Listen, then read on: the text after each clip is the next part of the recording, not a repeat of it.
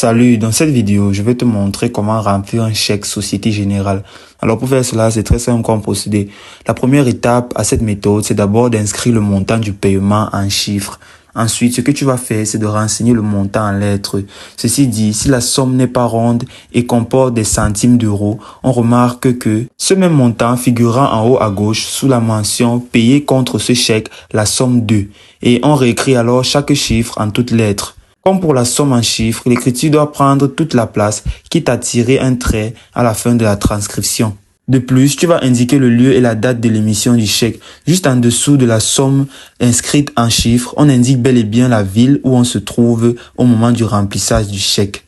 Après cela, tu vas passer par écrire le nom du bénéficiaire.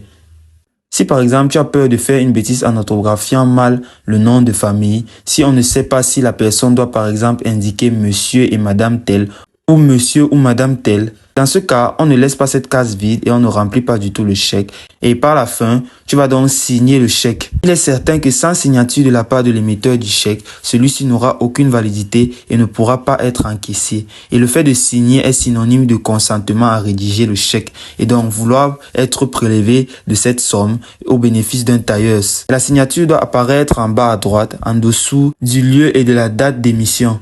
Et note que la signature ne se fait que quand les autres mentions sont remplies. C'est la phase finale de remplissage. Et une fois que l'on a vérifié que tout était bon, il ne reste plus qu'à signer.